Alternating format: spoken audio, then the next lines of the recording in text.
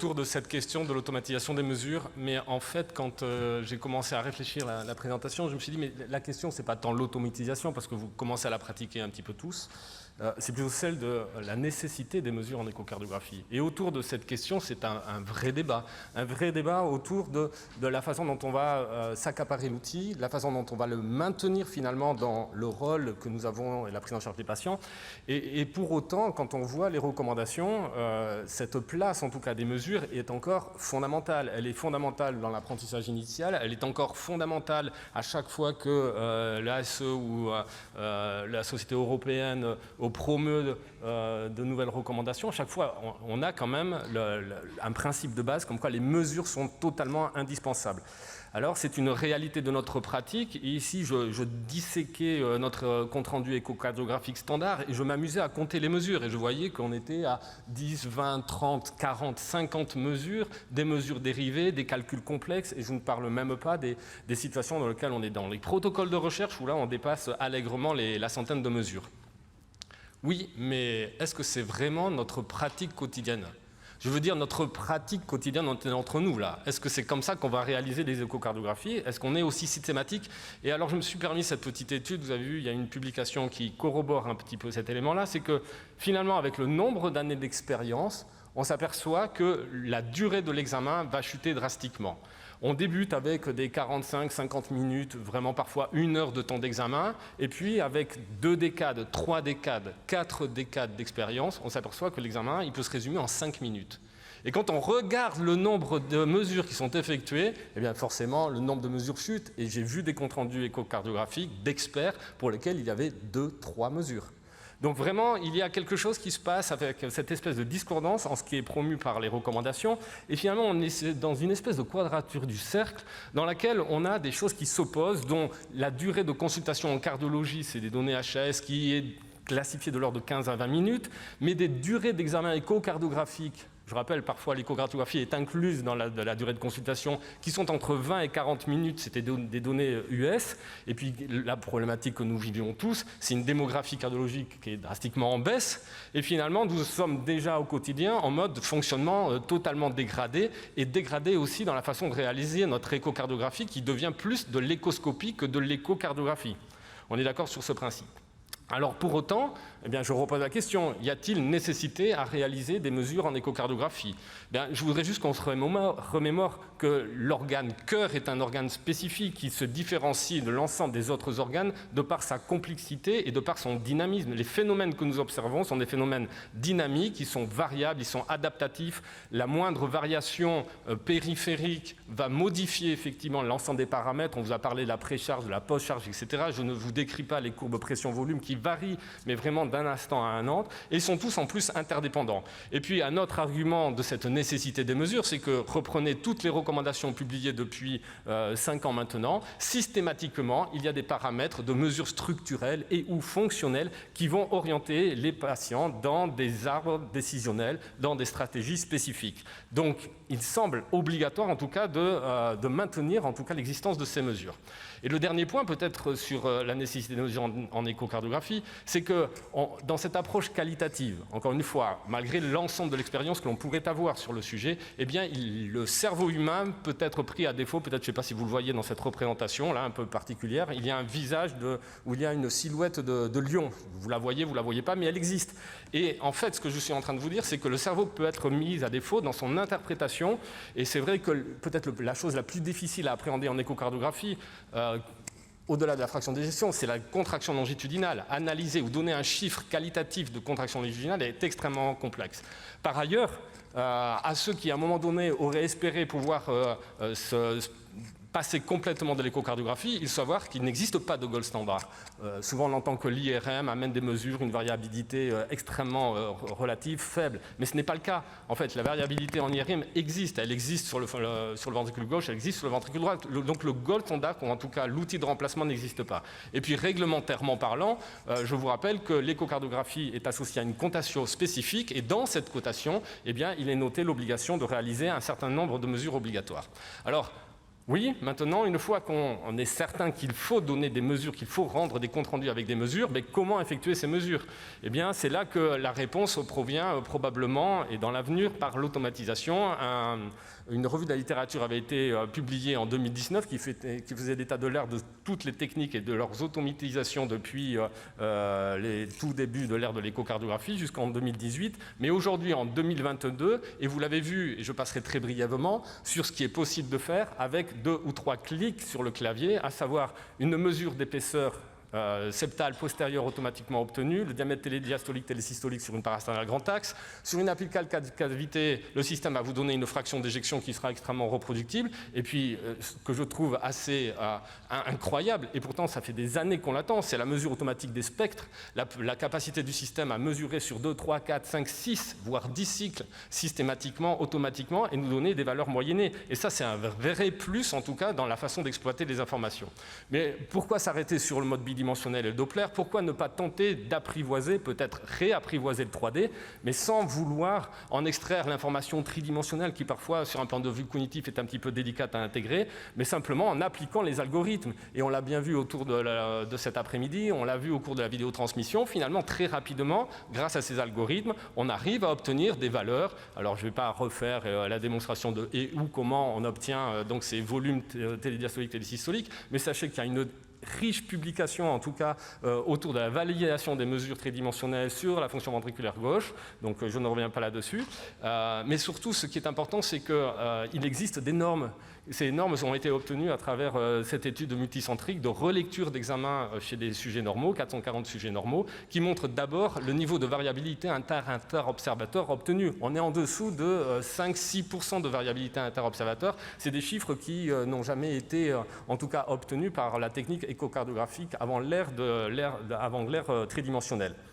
Et puis, encore une fois, quand on parle de valeurs, de normes, il est peut-être intéressant aussi de maintenant avoir dans l'esprit qu'il existe des cut-offs sur lesquels on peut s'appuyer. Et ici sont notés donc les seuils pathologiques en dessous desquels on va pouvoir parler d'anomalies des volumes télédiastoliques, télésystoliques. Vous avez un 80 ml par mètre carré chez l'homme, 72 ml par mètre carré chez la femme de volume télédiastolique, et vous avez un 33-29 pour les volumes télésystoliques. Donc ça aussi, maintenant, c'est extrêmement standardisé et on peut s'appuyer réellement sur ces valeurs-là. Un papier qui a été publié l'année dernière est particulièrement intéressant. Ici, c'est l'application du mode tridimensionnel dans l'insuffisance cardiaque à fraction d'éjection, cette fois-ci altérée. Et ce qui est intéressant de voir dans ce papier, c'est que quel que soit le niveau finalement d'usage ou d'expertise, entre guillemets, en mode tridimensionnel, eh bien, le reclassement des patients dans un groupe adéquat est en dessous de 10%. Donc le taux d'erreur est en dessous de 10%, quel que soit le niveau, et notamment chez les débutants en matière d'usage de l'échographie tridimensionnelle. Alors je ne reviendrai pas sur là aussi ce qui a été décrit sur l'oreillette gauche. En quelques clics, on obtient ces fameux volumes tridimensionnels, quel que soit l'opérateur, quelle que soit aussi la machine, parce que maintenant toutes les machines sont capables de vous donner ces informations de façon implicite. Ce n'est pas une réserve, mais en tout cas, il faut savoir que chez au moins un constructeur, il y aura une tendance à la sous-estimation du volume de l'oreillette gauche en 3D et que ça amène à une nécessité de replacer les points, comme ça a été démontré au cours de la vidéotransmission. C'est un petit effort à faire, mais tout simplement pour vous dire de ne pas finalement penser qu'il n'y aura pas d'interaction entre vous-même et la machine. À un moment donné, il y a de la correction qui est tout à fait possible, mais ce n'est pas un point limitant. Et puis l'autre élément, c'est le ventricule droit. Alors le ventricule droit, là aussi, on a vu que c'était possible de le faire, l'analyse est rapide. Mais pourquoi faire cette analyse tridimensionnelle du ventricule droit? Tout simplement, c'est qu'on est très mauvais par ailleurs. Et ça, les sociétés savantes le disent, en désespoir de cause, finalement, puisque le TAPS ne sera qu'un paramètre très peu représentatif de la fonction globale du ventricule droit, mais faites le 3D, tentez le 3D. Appropriez-vous l'outil de mesure tridimensionnelle. Et finalement, les mêmes sociétés savantes prônent le strain sur le ventricule droit de façon assez similaire, tellement finalement on est plutôt limité par les outils habituels. Reste à se poser la question, dans quelle situation? Est-ce que finalement on va jouer de cet aspect millefeuille, c'est-à-dire enchaîner, multiplier les paramètres? J'entends souvent mes collègues qui me disent oui, je fais le Simpson encore à la main, j'utilise l'auto-EF, et puis de temps en temps je fais un peu de 3D. Peut-être qu'il n'y a pas besoin de démultiplier l'ensemble des outils. On choisit un outil, on apprend à l'utiliser et on le reproduit ainsi. Dans quelle situation? Donc au-delà de l'obtention de paramètres morphologiques, on en a déjà parlé, mais peut-être l'analyse fonctionnelle et à propos notamment du strain sur le ventricule gauche, eh bien, ce papier est assez intéressant puisqu'il montre qu'en population générale, la valeur de déformation longitudinale est un facteur pronostic de mortalité, de morbidité, avec vraiment cet élément discriminant. Et ça, bien évidemment, cela existe sur la fraction d'éjection, mais la valeur de déformation, quand on connaît sa robustesse, c'est vraiment quelque chose qui peut être appliqué finalement à tous les patients. Et est-ce qu'on fait cette valeur de déformation à tous les patients? Même Stéphane, tu nous disais que tu ne le faisais pas systématiquement chez tous les sportifs, je ne le fais pas non plus, mais encore une fois, l'automatisation nous permet de reconsidérer peut-être l'intérêt de la mesure. Et puis le dernier point, dans quelle citation? Pourquoi ne pas l'appliquer dans une analyse hémodynamique pour l'obtention des débits, des volumes d'éjectés, la fraction de régurgitation? On sait qu'il y a beaucoup de variabilité entre le repos et l'effort. Moult publications démontrent qu'on peut utiliser ces valeurs tridimensionnelles pour avoir cette approche de débit et de volume éjecté. Et voilà, je me suis amusé, entre guillemets, à tester l'hypothèse de la correspondance entre le volume éjecté sous-aortique chez un patient qui était adressé pour une insuffisance aortique sévère.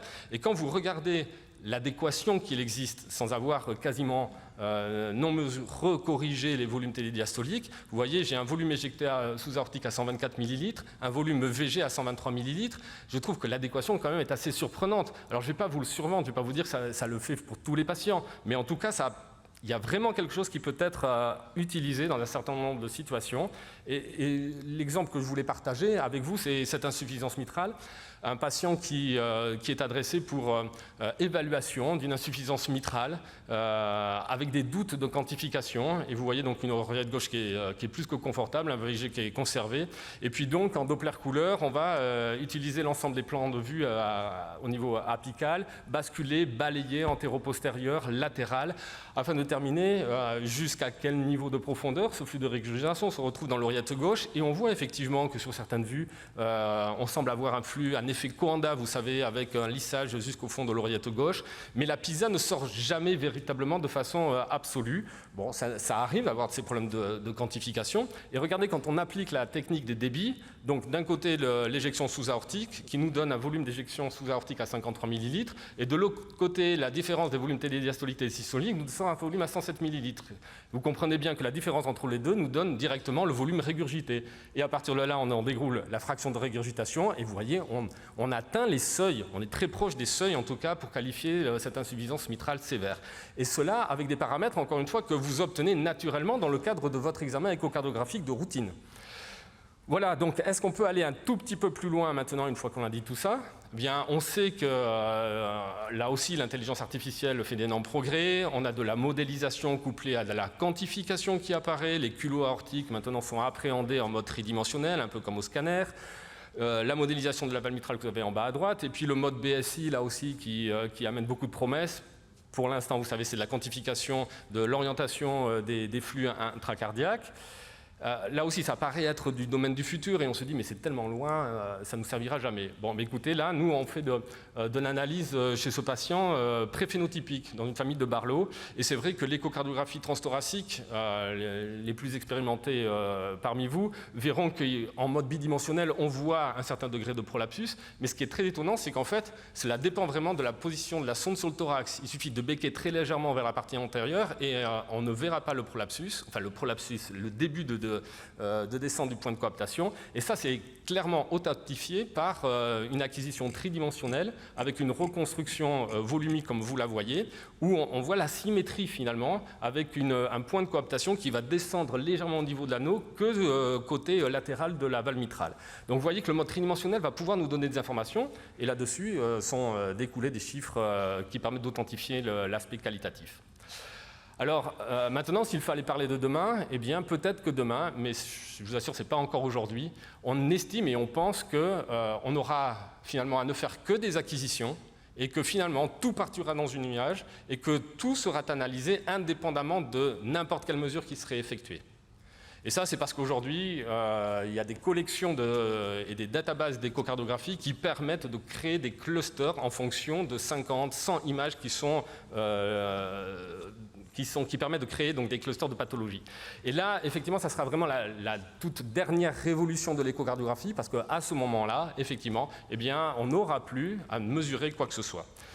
Voilà, j'en ai terminé. L'automatisation, j'espère que je vous ai convaincu, elle est vraiment fonctionnelle pour les mesures standards en Doppler, bidimensionnelles et tridimensionnelles, et elle permet incontestablement d'accélérer l'examen échocardiographique, d'augmenter la fiabilité de l'analyse et enfin d'améliorer la performance de l'examen. Merci pour votre attention.